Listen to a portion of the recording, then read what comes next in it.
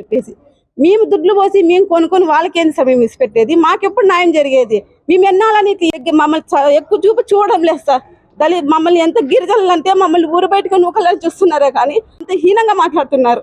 ఒక రోజుగా 2 రోజులు కాదు, చీటికి మాటికి ఏంటంటే అవి అసలు బూతులు అంటే ఇష్టం వచ్చిన బూతులు మాట్లాడుతున్నారు. ఎన్నాళ్ళని ఇదే బతకాలకి. నమస్కారం సార్, నా పేరు సాకే శ్వేత. మా సొంతూరు వచ్చేసి నాగలగుడ్డం గ్రామం. ఇక్కడ సింగల్మల్ మండలం కింద వస్తుంది మా ఊరు. ఇక్కడ మేము వచ్చేసి ఓబులాపురం గ్రామంలో వచ్చేసి సంపత్ కుమార్ గారు అని చెప్పేసి వాళ్ళ ల్యాండ్ మీద మేము తీసుకున్నాం సార్. 5 ఏళ్ళ కిందట తీసుకున్నాము.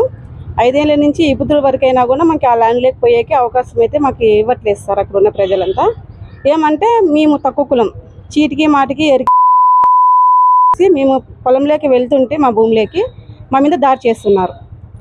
ఎందుకు ఇట్లా దాడి చేస్తున్నారని చెప్పేసి పలుసార్లు మేము పోలీస్ స్టేషన్కి వెళ్ళాము, కేసులు పెడుతున్నాం. కానీ మాకైతే ఎటువంటి న్యాయం అయితే జరగట్లేదు సార్. మాకు దయచేసి ఇక్కడికి వచ్చినా కూడా ఇక్కడ కూడా అదే సిచ్యువేషన్తో ఉండి మా అన్న మీద దాడి చేస్తూనే ఉన్నారు. కానీ మాకు వరకు అయితే న్యాయం అయితే జరగట్లేదు. అందుకని ఈరోజు మేము ఇక్కడికి రావాల్సి వచ్చింది సార్. మా భూమి మేము దుడ్లు పోసి మేము కొన్నాము. అది మాకే ఊరిని అయితే రాలేదు. అది గవర్నమెంట్ ల్యాండ్ అయితే కూడా రిజిస్టర్లు కావు. అది మా ప్రైవేట్ ల్యాండ్ కాబట్టి మేము విచారించుకొని మేము తీసుకున్నాము. తీసుకున్న వాళ్ళ ఇంటి ఈ పొద్దు వరకు మాకైతే చాలా ప్రెజర్ పెడుతున్నారు. మాకు ప్రాణహాని ఉంది, మాకు పిల్లలు ఉన్నారు. మాకు ఎటువంటి న్యాయం అయితే జరగట్లేదు. దయచేసి మీరు అర్థం చేసుకొని మాకు న్యాయం చేయండి. చీటికి మాటికి ఎంత నీచంగా అంటే అంత నీచంగా మాట్లాడుతున్నారు. నాగిరెడ్డి అనుచరులు వాళ్ళ ఇంట్లో ఆడవాళ్ళతో సహా మమ్మల్ని చాలా హింసలు పెడుతున్నారు సార్. మేము బయటికి పోవాలన్నా కూడా, ఇక్కడికి రావాలన్నా కూడా మేము భయపడుకుంటూనే వచ్చాము. దావంటే వాళ్ళే కాసుకుంటారు. ఎక్కడ కనపడినా కూడా మీ అంతా చూస్తాం, మీ తాడు చూస్తాము, మీరు ఎట్లా తిరుగుతారో చూస్తానని చెప్పి నన్ను చాలా బెదిరిస్తున్నాను. మా అన్న సార్, మా అన్న సందీప్ కుమారు, ఇతని ల్యాండ్ కూడా ఉంది. ఈ అమ్మాయి వచ్చేసి మా వదిన రోజావాణి. ఆ అమ్మాయికి కూడా అట్లనే బెదిరిస్తూ ఉన్నారు సార్. నాగలరెడ్డి చాలాగా హీనంగా మాట్లాడుతున్నాడు.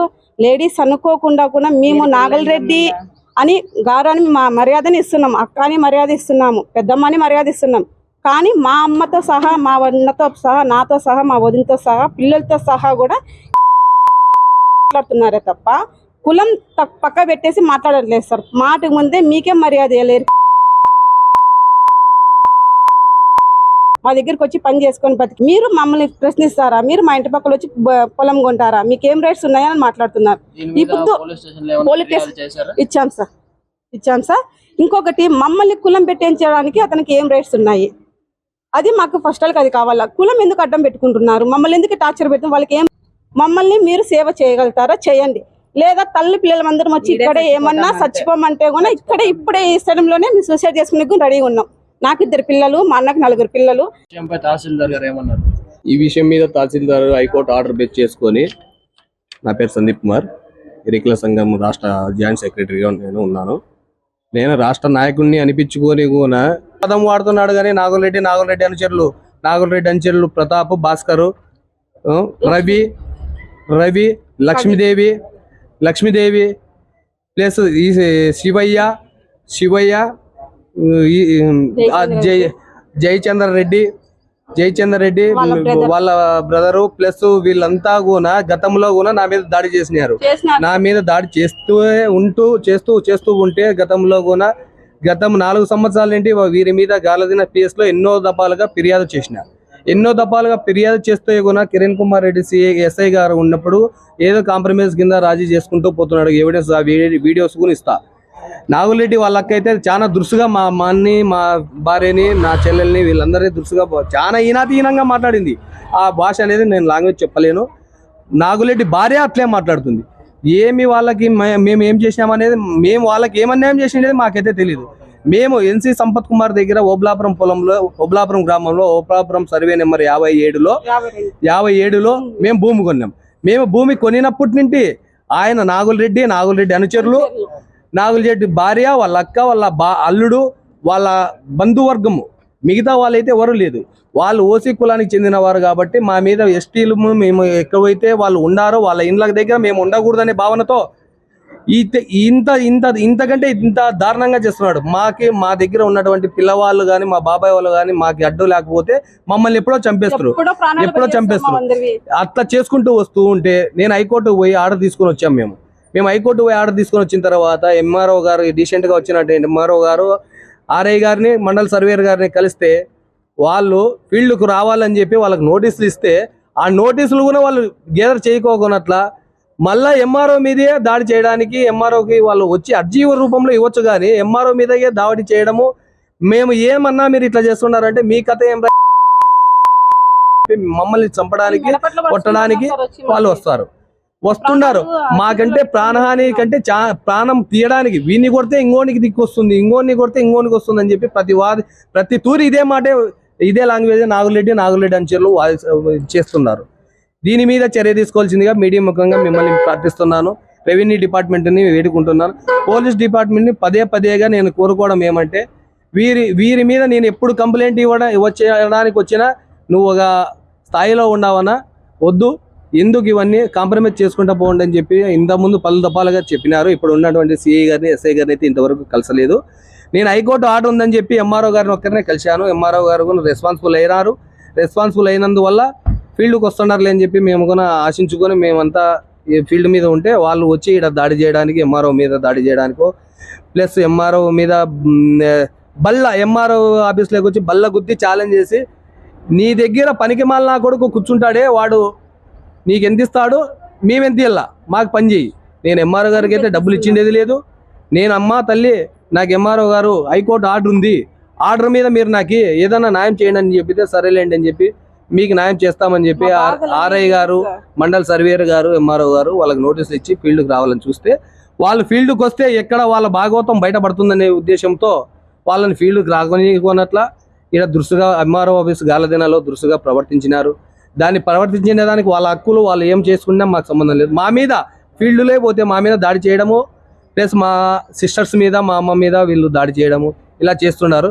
నాకైతే నాగులరెడ్డి అనుచరుల మీద ప్రాణహాని అయితే భారీగా ఉంది. నన్ను చంపడానికి కూడా వాళ్ళు వెనకాడడం లేదు. నా దగ్గర ఉన్నటువంటి పిల్లవాళ్ళు, నా దగ్గర ఉన్న మా బాబాయ్ వీళ్ళు సపోర్ట్తో నేనైతే బయటకు వచ్చాను. ఫీల్డ్లోకి పోయినాను. ఫీల్డ్లో కూడా వీళ్ళు నా మీద దాడి చేసిన వీడియోస్ ఉన్నాయి, ఎవిడెన్స్ ఉన్నాయి పాతవి, అవి కూడా ఇస్తా. దీని మీద చర్య తీసుకోవాల్సిందిగా నేను వేడుకుంటున్నా. మాకు న్యాయం చేయాల్సిందిగా కోరుకుంటున్నాను.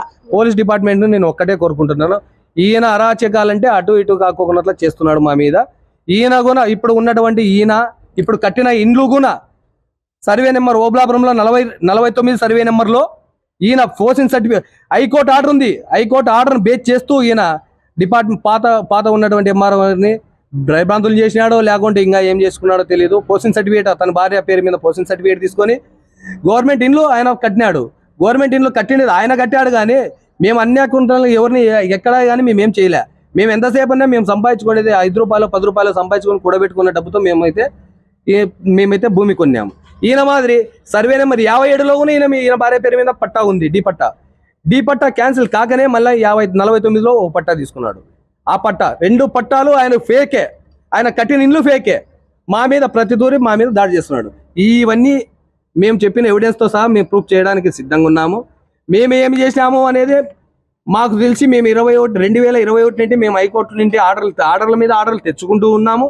ఆయన ముందు ఉన్నటువంటి డిపార్ట్మెంట్ను కూడా అల్లకల్లం సృష్టించి గ్రామకంఠం కూడా ఒకవేళ ఓబులాపురం గ్రామంలో గ్రామకంఠం కాదు, అది గ్రామం కాదు, దానికి సంబంధించి సంపత్ కుమార్ ది లాయర్ అని చెప్పి ఆయనది ఎవిడెన్స్, ఆయన పాస్బుక్ సర్వే నెంబర్ 57 3 ఎకరాల 60 సెంట్లు అని చెప్పి ఆయన పాస్బుక్ ఎవిడెన్స్ జారీ చేసినటువంటి సర్టిఫికెట్. ఏ భూమి అయితే అది గ్రామకంఠం కాదు, ప్రైవేట్ ల్యాండ్ అని చెప్పి NC Sampath Kumar they land అని చెప్పి ఆయన గతంలో ఉన్నటువంటి ఎంఆర్ఓ గారు ఇచ్చిన సర్టిఫికెట్.